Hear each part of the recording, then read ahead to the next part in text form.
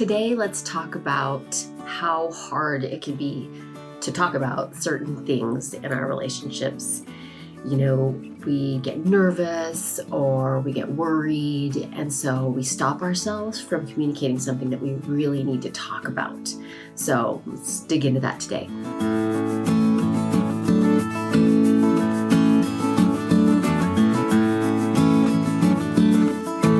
I'm Stacy Rocklein, and it's my mission to eradicate loneliness. And in order to do that, we have to be brave in our relationships and we have to share certain things. It makes me think of like public speaking. You know, that's something that terrifies people. And I like to share my message in bigger groups and in bigger audiences. And sometimes that means on a stage. And what happens for me in that moment is that two things are true. One, I want to be there. I want to be sharing. I want to be speaking. I want to be talking. It's really important to share this mission with people. But two, I am really freaking nervous. Like physiologically, my heart rate is running fast. My hands are shaking. My voice will shake when I start talking. And I have figured out that I can't stop the reaction I'm having. I don't want to walk away. I don't want to say no to the opportunities, but I know that's going to happen. So I have had to get really comfortable knowing that two things can be true at the same time for me. One, I can want to speak. I want to be there. And two, I'm going to have a physical reaction to it. And the same thing happens in our relationships. When we want to put in a boundary or we want to share something vulnerable, we have this mistaken belief that we should be perfectly comfortable there. We should be completely fine. We should have our emotions in check and managed, our physical body in check and managed, and we should be able to just say what we're going to say. And then we get there and we don't feel that way. We're nervous. Have you ever tried to share something really important with someone and you just can't do it without crying, and you're frustrated because here your body, it almost feels like your body's betraying you. You want to say it, but you're crying or you're upset. You're physically having a reaction to your emotions, and they can both be true at once. You can be wanting to put in a boundary with someone. So you know you want to do the boundary. It's really important to you. You've decided it. You've pep talked yourself. You're ready. And at the same time, emotionally, you're feeling worried about how they're going to react, or you're feeling concerned about their emotions.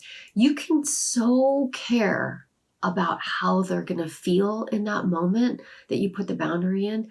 You can feel sad that they're going to be upset. You can feel all of those things and also want to do it. What we have to do is go in knowing both of those things are going to be true for us. If we wait until we are perfectly comfortable, we will stop ourselves from doing really important things. So yes, prepare to do your boundaries. Doing boundary prep work is really, really important. That's how you make it go well. But also expect that you're going to have a physical reaction maybe. You're going to have an emotional reaction to it. If you go to share something, like have you ever wanted to tell someone that you love them for the first time, or let someone know that like you've got feelings or whatever? You're nervous. It's scary. You want to share.